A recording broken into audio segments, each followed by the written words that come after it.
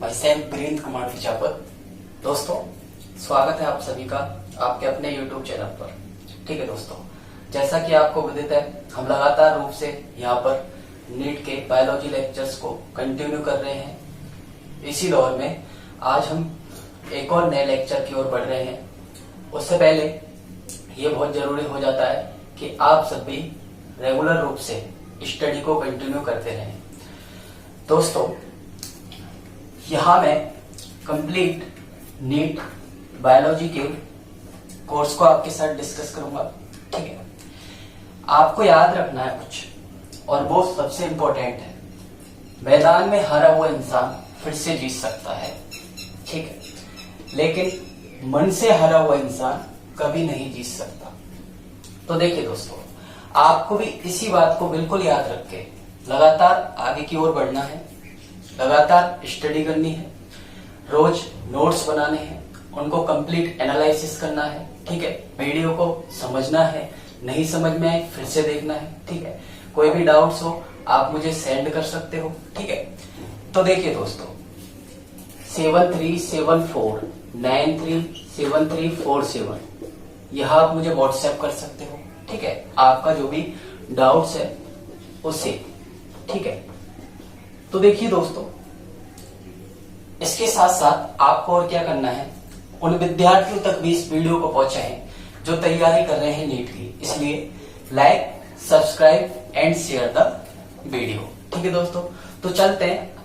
अभी तक हमने स्पेशल कनेक्टिव टिश्यू को पढ़ लिया था, उसमें हम पढ़ चुके थे कार्टिलेज, बोन, और आज के लेक्चर में हम पढ़ने वाले हैं ब्लड। ठीक है दोस्तों, तो चलते हैं ब्लड की तरफ।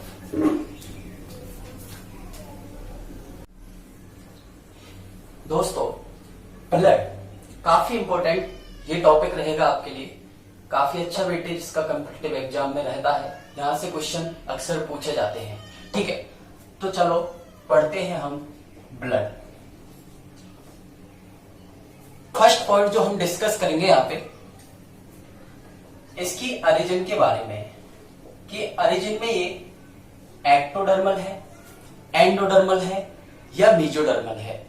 तो दोस्तों जो ब्लड होता है इन ओरिजिन वो होता है मीजोडर्मल। ठीक है, तो उत्पत्ति इसकी मीजोडर्मल होती है। आगे अब अगली बात करें ब्लड से रिलेटेड, तो देखिए दोस्तों ब्लड जो होता है उसका pH 7 होता है। इन नेचर ये एल्केलाइन क्षारीय द्रव होता है। ठीक है, क्षारीय प्रकार का एक द्रव होता है। अब एक और पॉइंट आपको विशेष रूप से याद रखना है कि ब्लड है किस प्रकार का होता, तो इसे हम कहते हैं false fluid connective tissue. False fluid connective tissue अर्थात आभासी तरल संयोजी, आभासी तरल संयोजी ऊतक। ठीक है, हमने इसे ऐसा क्यों कहा, तो देखिए एक जो वास्तविक अपने पास ऊतक होता है उसकी कुछ विशेषताएं होती हैं, और सबसे पहली जो विशेषता होती है एक वास्तविक ऊतक की वो ये होती है कि इस टिश्यू के द्वारा टिश्यू सेल्स का फॉर्मेशन किया जाना चाहिए। ठीक है, सेकंड अपने को याद रखना है ECF। मैंने आपको कार्टिलेज और बोन्स में बताया है ECF को हम कहते हैं एक्स्ट्रा सेलुलर फ्लूइड। ठीक है, ECF जिसे और नाम हम देते हैं मैट्रिक्स, इसका जो सीक्रेशन है वो भी इन टिश्यू सेल्स के द्वारा किया जाना चाहिए। ठीक है दोस्तों, तो ये एक वास्तविक ऊतक के लक्षण होते हैं, टिश्यू के द्वारा टिश्यू सेल्स का फॉर्मेशन करना, ECF या मैट्रिक्स का सीक्रेशन भी टिश्यू सेल्स के द्वारा किया जाना। लेकिन ब्लड में ऐसा नहीं होता, अतः ये वास्तविक ऊतक नहीं कह सकते हम इसे। ये होता है आभासी तरल संयोजी ऊतक। False flood connective tissue. अगली बात पर हम चले तो देखिए, जो ब्लड है यहां फाइबर्स एब्सेंट होते हैं, ठीक है, अनुपस्थित होते हैं, नहीं पाए जाते। कार्टिलेज और बोन्स के केस में फाइबर्स को हम देख चुके थे, लेकिन ब्लड में फाइबर्स नहीं पाए जाते। एक नॉर्मल ह्यूमन में 5 से 6 लीटर ब्लड पाया जाता है, जो टोटल बॉडी का 6 to 8% होता है, ठीक है। तो कुल शरीर का 6 से 8% होता है ब्लड, और 5 से 6 लीटर रक्त एक स्वस्थ मनुष्य में पाया जाता है।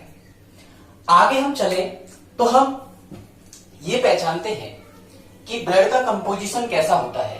कंपोजिशन के बारे में हम चर्चा करते हैं।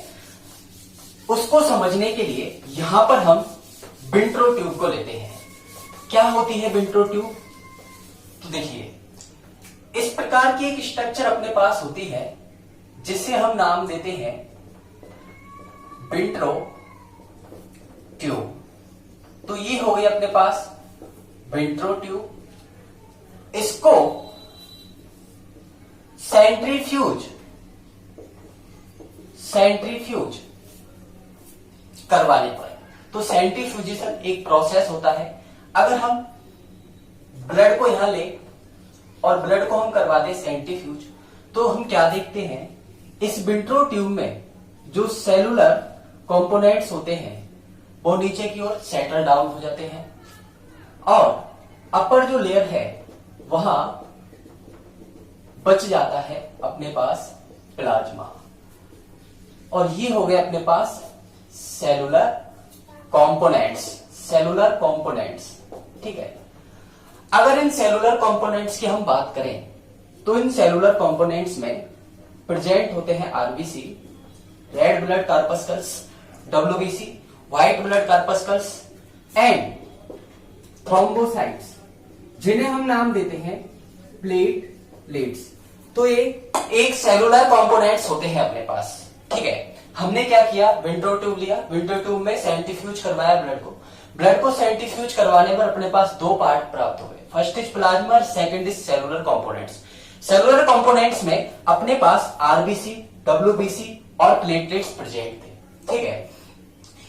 ब्लड को और अच्छे से समझने के लिए हम इसके कंपोनेंट्स के बारे में यहां पर चर्चा करेंगे, ठीक है। तो फर्स्ट ऑफ ऑल हम चलते हैं प्लाज्मा की तरफ, ठीक है। प्लाज्मा 55% टोटल ब्लड का होता है एंड 45% होते हैं ब्लड सेल्स। तो 2 टर्म आपको यहां पर याद रखती है, total sale packed volume.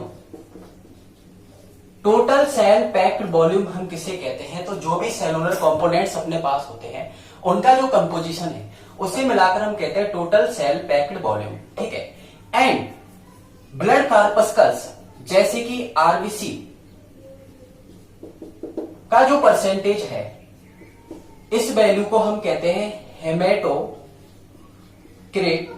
Haematocrit value, ठीक है। तो यह अपने पास 2 प्रकार का कंपोजिशन यहां निकल के आता है, total sale packed volume and haematocrit value. बात करें अगर प्लाज्मा की, तो प्लाज्मा इन कलर होता है येलोइश टाइप का ये होता है, ठीक है। और ऐसा होता है बाइल पिगमेंट बिलीरुबिन की उपस्थिति के कारण। बाइल पिगमेंट्स बिलीरुबिन की उपस्थिति के कारण जो अपने पास प्लाज्मा है उसका कलर होता है येलोइश टाइप का, ठीक है। प्लाज्मा की अगर हम बात करें तो इस प्लाज्मा में हमें कुछ कंपोनेंट्स दिखाई देते हैं। प्लाज्मा का जो कंपोजिशन होता है उसमें हमें मिलता है वाटर का जो कंसंट्रेशन है वो होता है 92%, ओके।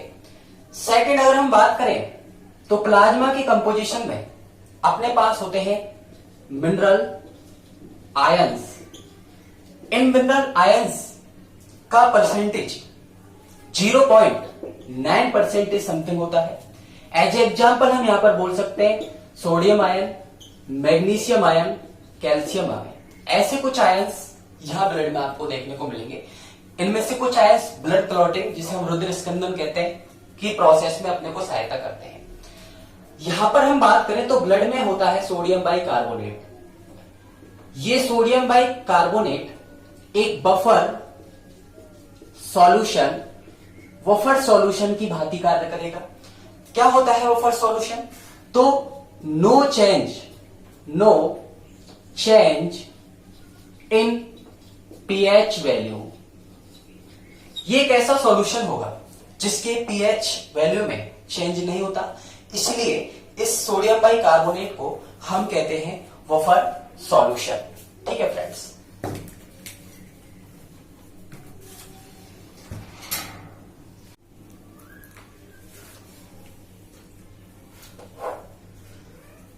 तो अगला कंपोनेंट्स अपने पास होते हैं प्लाज्मा प्रोटीन्स। ठीक है, तो प्लाज्मा प्रोटीन्स की अगर हम बात करें तो प्लाज्मा प्रोटीन्स में फर्स्ट ऑफ ऑल हम स्टडी करेंगे एल्बुमिन प्लाज्मा प्रोटीन के बारे में।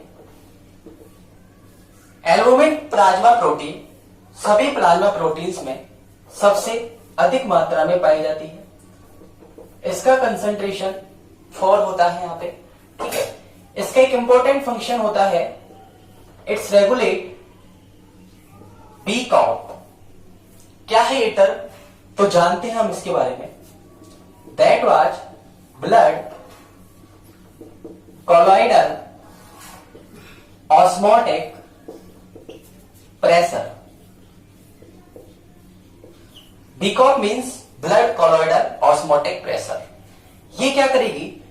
तो देखिए, ये एल्बुमिन प्रोटीन रुधिर के या ब्लड के छनने का विरोध करेगी।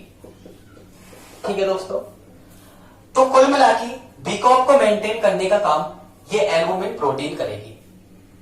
कई बार क्या होता है, अगर सपोज दैट एल्बुमिन प्रोटीन या प्लाज्मा प्रोटीन की अपने पास हो गई कमी, अगर कंडीशन ऐसी आ गई कि अपने पास एल्बुमिन प्लाज्मा प्रोटीन की हो गई कमी, तो क्या होगा? ब्लड का जो वाटर है वो टिश्यू के फ्लड पार्ट में जाके मिल जाएगा। ठीक है, जिससे क्या होगा? इस टिश्यू का साइज इंक्रीज हो जाता है। तो देखो, दोबारा समझ बात को। एल्बुमिन प्रोटीन की अगर कमी हो गई तो ब्लड से वाटर निकल के टिश्यू के फ्लूइड में जाके मिल जाता है, जिससे टिश्यू का साइज इंक्रीज हो जाता है, और इस टर्म को हम नाम देते हैं ऑइडिमा। काफी बार आया हुआ क्वेश्चन है और काफी अच्छी टर्म है, आपको याद रखना है इसको। तो देखो, albumin plasma protein total proteins का 4% होती है, सबसे ज्यादा ये पाया जाता है। इसका फंक्शन होता है बीकॉक को मेंटेन करना। बीकॉक क्या होता है? तो बीकॉक means blood colloidal osmotic pressure, जो कि रुधिर के छनने का विरोध करते हैं। ठीक है, एल्बुमिन प्रोटीन की कमी होने पर ब्लड से H2 निकल जाएगा और टिश्यू फ्लूइड में जाकर मिल जाएगा, जिससे टिश्यू का साइज इंक्रीज हो जाएगा, और इस कंडीशन को हम नाम देंगे ऑइडिमा। अगली अगर प्लाज्मा प्रोटीन की अगर हम बात करें तो आगे चल के अगली प्लाज्मा प्रोटीन अपने पास होती है ग्लोबुलिन प्रोटीन। ये ग्लोबुलिन प्रोटीन क्या फंक्शन करती है, क्या इसका परसेंटेज है, आइए जानते हैं इस बारे में। तो देखिए, अगली जो सेकंड प्लाज्मा प्रोटीन होती है वो होती है अपने पास ग्लोबुलिन। टोटल प्रोटीन्स का 1.5%, ठीक है, ये ग्लोबुलिन प्रोटीन होती है। There are 3 types of this globulin protein. First is alpha globulin, second is beta globulin, and third one is gamma globulin. ये 3 टाइप्स की होती है अपने पास ग्लोबुलिन प्रोटीन, जो कि प्लाज्मा में पाई जाती है। इनमें से भी alpha globulin and beta globulin protein का काम होता है carbohydrates, fats, vitamin and proteins का ट्रांसपोर्टेशन करना। तो कार्बोहाइड्रेट, वसा, विटामिन, प्रोटीन, इन सभी के परिवहन का काम किया जाता है अल्फा ग्लोबुलिन और बीटा ग्लोबुलिन प्रोटीन के द्वारा। गामा ग्लोबुलिन जो प्रोटीन है, इसका बहुत ही इंपॉर्टेंट फंक्शन अपने पास होता है। ये प्रोड्यूस एंटीबॉडी, ठीक है, अर्थात प्रतिरक्षियों का निर्माण करने का काम करेगी गामा ग्लोबुलिन प्रोटीन, ठीक है। गामा ग्लोबुलिन जो प्रोटीन है, इसका जो फॉर्मेशन अकर इन लिम्फोसाइट। तो एक एक्सेप्शनली हम इसको मान सकते हैं, लिम्फोसाइट्स जो सेल्स होती हैं, वहां गामा ग्लोबुलिन का फॉर्मेशन किया जाता है। बाकी अन्य सभी प्लाज्मा प्रोटीन्स फॉर्मेशन जो अपने पास किया जाएगा, वो किया जाएगा इनसाइड द लीवर। ओके, तो सभी जो प्रोटीन्स है प्लाज्मा, वो लीवर में फॉर्म की जाती है। बट एक्सेप्शनली अगर हम बात करें गामा ग्लोबुलिन प्रोटीन की, जिसका वर्क होता है एंटीबॉडी को प्रोड्यूस करना, उसका फॉर्मेशन लिम्फोसाइट्स सेल्स में होता है, ठीक है। तो ये अपने पास सेकंड टाइप की हो जाती है ग्लोबुलिन प्रोटीन, ठीक है। फर्स्ट हमने पढ़ लिया एल्बुमिन, सेकंड हमने पढ़ लिया ग्लोबुलिन। थर्ड जो होती है वो प्रोटीन होती है प्रोथ्रोम्बिन प्रोटीन। एंड फोर्थ जो होती है वो होती है अपने पास फाइब्रिनोजन प्रोटीन। तो प्रोथ्रोम्बिन एंड फाइब्रिनोजन प्रोटीन्स का जो फंक्शन होता है वो काफी इंपॉर्टेंट माना गया है, ठीक है। इनका काम होता है हेल्प इन ब्लड क्लॉटिंग, चोट लगने पर रुधिर का स्कंदन, ठीक है, रुधिर का थक्का जमाना, ब्लड क्लॉटिंग की जो प्रक्रिया होती है, वहां जो आगे हम चल के पढ़ने भी वाले process of blood clotting, mechanism of blood clotting, वहां आप देख पाएंगे कि प्रोथ्रोम्बिन और फाइब्रिनोजन जैसी प्लाज्मा प्रोटीन्स का फॉर्मेशन, ठीक है, लीवर में जो होता है और उनका काम होता है ब्लड की क्लॉटिंग करना। तो ये 4 टाइप्स के अपने पास होती हैं plasma proteins. First is albumin, second is globulin, third is prothrombin and fourth one is fibrinogen. Plasma proteins के बाद जो फोर्थ कंपोनेंट्स हम पढ़ते हैं यहां पे, वो होते हैं न्यूट्रिएंट्स, ठीक है। तो आइए जानते हैं प्लाज्मा में कौन कौन से न्यूट्रिएंट्स अपने को मिलने वाले हैं, ठीक है। तो सबसे पहले जिस न्यूट्रिएंट्स की हम बात करते हैं वो अपने पास होता है ग्लूकोज, ठीक है। क्या ग्लूकोज का लेवल रहता है प्लाज्मा में, आइए चलते बात करते हैं उसके बारे में।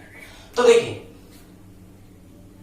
अभी तक हमने वाटर का कंसंट्रेशन देख लिया, अभी तक हमने आयंस का कंपोजिशन देख लिया, और हमने देख लिया प्रोटीन्स को जो प्लाज्मा में पाई जाती है। अब हम देखते हैं न्यूट्रिएंट्स प्रेजेंट इन प्लाज्मा में पाए जाने वाले कौन कौन से होते हैं पोषक पदार्थ, ठीक है। तो फर्स्ट ऑफ ऑल हम यह बात करते हैं ग्लूकोज की, ठीक है। ब्लड में जो ग्लूकोज लेवल है वो होता है 80 to 100 मिलीग्राम पर डेसीलीटर, ओके। ये अपने पास ग्लूकोज लेवल होता है इन द ब्लड। अगर suppose that condition first is hypoglycaemia, second condition is hyperglycaemia, what difference between these two terms? First is hypoglycemia, second is hyperglycemia. Hypoglycemia means glucose level decrease in blood. यदि रुधिर में glucose का level कम है तो इस condition को कहते हैं हम हाइपोग्लाइसीमिया। Second is hyperglycaemia. इस टर्म का मतलब होता है glucose level increase in blood. ये 2 टाइप की कंडीशन अपने पास हो गई। इसका कंसंट्रेशन मैंने आपको बता दिया 80 to 100 मिलीग्राम पर डेसीलीटर। अगर इससे ऊपर है glucose level, its condition called as hyperglycaemia. अगर बिलो है, its condition called as hypoglycaemia. तीसरी जो हम बात करेंगे यहां पर, तो देखो एक कंडीशन आती है अपने पास ग्लाइकोसूरिया। इस टर्म का मतलब है, तो देखो इन यूरिन, अगर हम बात करें मूत्र में, यूरिन में जो ग्लूकोज लेवल है, ग्लूकोज लेवल अगर इंक्रीज हो गया, यूरिन में ग्लूकोज लेवल का इंक्रीज होना, आपको पता है it's a character of diabetes, जिसे हम कहते हैं मधुमेह। मधुमेह रोग में ऐसा होता है, ठीक है। डायबिटीज, मधुमेह रोग जो होता है, वहां क्या होता है, यूरिन में ग्लूकोज लेवल इंक्रीज हो जाता है, अर्थात 80 to 100 मिलीग्राम पर डेसीलीटर से अधिक हो जाता है। तो इस कंडीशन को हम कहते हैं ग्लाइकोसूरिया। फोर्थ जो पॉइंट आपको याद रखना है, वो आपको ये याद रखना है कि 2 hormones insulin and glucagon, insulin and glucagon, there are 2 hormones maintain glucose level in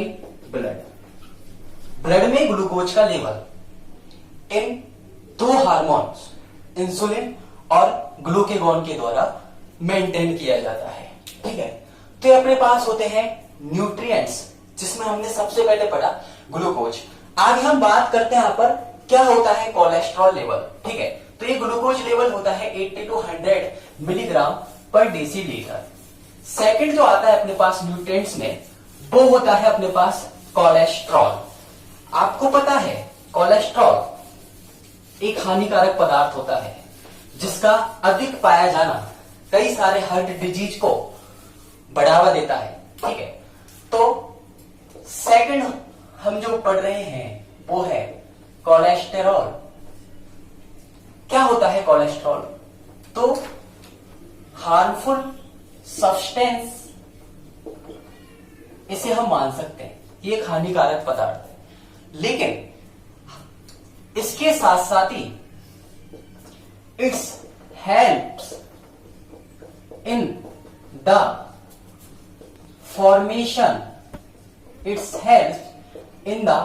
formation, of vitamin D, ठीक है।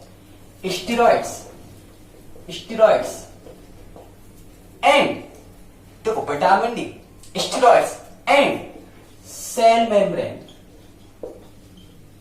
ये कुछ कंपोनेंट्स होते हैं अपने पास, जिनके फॉर्मेशन में, जिनकी सिंथेसाइज करने में हेल्प करता है अपने पास cholesterol. It is a harmful substance for our body, ठीक है। अगर इसकी कंसंट्रेशन की बात करें तो 100 to 180 ग्राम पर डेसीलीटर, ये इसका कंसंट्रेशन है, जो कि ब्लड में प्रेजेंट होता है। जैसे हमने ग्लूकोज में 2 टर्म देखी थी, in case of glucose, cholesterol में भी सेम 2 टर्म हम डिस्कस करेंगे। First is hypocholesteremia and second is hyper cholesteremia. What difference between these terms? तो आप समझ सकते हैं आसानी से। हाइपो मीन्स कम, हाइपर मीन्स अधिक। अगर 100 to 180 ग्राम पर डेसीलीटर से कोलेस्ट्रॉल लेवल इंक्रीज हो गया है, तो उसे बोलेंगे हम हाइपर कोलेस्ट्रेमिया। और डिक्रीज हो गया है तो उसे बोलेंगे हम हाइपोकोलेस्ट्रेमिया, ठीक है। तो फिर से आप समझिए, हाइपोकोलेस्ट्रेमिया मीन्स कोलेस्ट्रॉल लेवल का कम हो जाना, and hyper means cholesterol level का इंक्रीज हो जाना, ठीक है। कुछ विशेष हार्ट डिजीज जैसे स्क्लेरोसिस, आर्टीरियो स्क्लेरोसिस जैसे heart disease, common heart disease है आज के डेली शेड्यूल में, हार्ट डिजीज अधिक कोलेस्ट्रॉल के पाए जाने के कारण ही होते हैं। कई बार क्या होता है, अपने पास जो ब्लड वेसल्स होती हैं उनमें कोलेस्ट्रॉल जाके जम जाता है, ठीक है। कोलेस्ट्रॉल जाके जम जाएगा तो इस कंडीशन में एथेरोस्क्लेरोसिस और आर्थरोस्क्लेरोसिस जैसे हार्ट डिजीज अपने पास आ जाते हैं, ठीक है। तो हार्ट डिजीज को भी बढ़ावा देता है ये कोलेस्ट्रॉल। इस कोलेस्ट्रॉल का जो ट्रांसपोर्टेशन है वो लाइपोप्रोटीन करती है। तो इसका जो ट्रांसपोर्टेशन है, ट्रांसपोर्टेशन का जो कार्य है वो करेगी लाइपोप्रोटीन। लाइपोप्रोटीन टू टाइप्स के हम पढ़ेंगे, HDL and second is LDL, high density lipoprotein, low density lipoprotein. There are two types of lipoproteins. इस लाइपोप्रोटीन्स का फंक्शन होगा transportation of this cholesterol level. अब ये अगर बात करें हम टिश्यू लेवल से लीवर तक ट्रांसपोर्टेशन अपने को करना है तो यहां हाई डेंसिटी लाइपोप्रोटीन के द्वारा किया जाएगा। अगर ट्रांसपोर्टेशन करना है लिवर से टिश्यू तक तो यहां लो डेंसिटी लाइपोप्रोटीन का यूज किया जाएगा, ठीक है। तो कुल मिला के टिश्यू से लीवर और लीवर से टिश्यू तक कोलेस्ट्रॉल लेवल का ट्रांसपोर्टेशन जो करती है वो करती है लाइपोप्रोटीन। ये टू टाइप्स की होती है, high density lipoprotein and low density lipoproteins. तो ये होते हैं अपने पास nutrients. After complete these nutrients जो नेक्स्ट अपने पास सब्सटेंस होता है वो सब्सटेंस होता है हेपेरिन। नंबर 5 पर अब हम पढ़ते हैं हेपेरिन के बारे में। क्या होता है हेपेरिन, ठीक है, कहां होता है इसका फॉर्मेशन। तो देखो हेपेरिन का जो फॉर्मेशन है वो लीवर में किया जाएगा, ठीक है। तो नंबर 5 पर हम बात कर लेते हैं हेपेरिन के बारे में। फर्स्टली हम ये जान लेते हैं कि हेपेरिन होता क्या है। तो ये होता है एंटी कोएगुलेंट सब्सटेंस।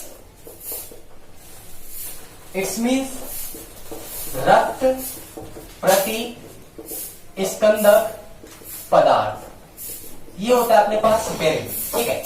हेपेरिन जो होता है उस हेपेरिन का महत्वपूर्ण काम होता है कि ये ब्लड वेसल्स में ब्लड को जमने नहीं देता, ठीक है। आसानी से हमारी ब्लड वेसल्स में ब्लड का ट्रांसपोर्टेशन होता है, लगातार रूप से वो बहता है। इसके पीछे होता है हेपेरिन, एंटी कोएगुलेंट सब्सटेंस होता है अपने पास हेपेरिन। बात करें इसका फॉर्मेशन, तो हेपेरिन का जो फॉर्मेशन है वो लीवर में किया जाता है। ये बात आपको याद रखना है। नंबर 6 पर हम बात करें प्लाज्मा में और क्या पाया जाता है, ठीक है। तो कुछ पाए जाते हैं एक्सक्रीटरी एलिमेंट्स, कुछ उत्सर्जी पदार्थ। फर्स्ट ऑफ ऑल प्रेजेंट होता है अमोनिया। सेकंड हम बात करें वहां पाया जाता है यूरिया। यूरिया की जो कंसंट्रेशन है वो 18 to 38 मिलीग्राम पर डेसीलीटर और 20 to 40 मिलीग्राम पर डेसीलीटर हो सकती है, ठीक है। थर्ड जो हम बात करें तो यहां पाया जा सकता है यूरिक एसिड और यहां पर प्रेजेंट हो सकता है क्रिएटिनिन, ठीक है। तो ये एक्सक्रीटरी प्रोडक्ट्स है जो प्लाज्मा में पाए जाते हैं। इससे पहले हमने बात की हेपेरिन। तो कुल मिला के ये प्लाज्मा में कंपोनेंट्स जो पाया जाता है उसमें सबसे पहले हमने बोला था वाटर 92%, ठीक है। सेकंड हमने मिनरल्स के बारे में पढ़ा था, 0.9% समथिंग मिनरल्स अपने को मिले थे। प्लाज्मा प्रोटीन 7 to 8% पाई जाती थी। उसके बाद कुछ न्यूट्रिएंट्स के बारे में हमने पढ़ा जैसे कि ग्लूकोज, कोलेस्ट्रॉल। नंबर 5 पर हमने पढ़ा हेपेरिन एंड नंबर 6 पर हमने पढ़े एक्सक्रीटरी एलिमेंट्स जो प्रेजेंट होते हैं प्लाज्मा में, ठीक है दोस्तों। तो यहां से आगे अपने को पढ़ना है आरबीसी के बारे में, ठीक है। अगले लेक्चर में हम कंटिन्यू करते हैं structure of RBC, percentage of RBC, all about RBC. ठीक है, तो थैंक यू फ्रेंड्स।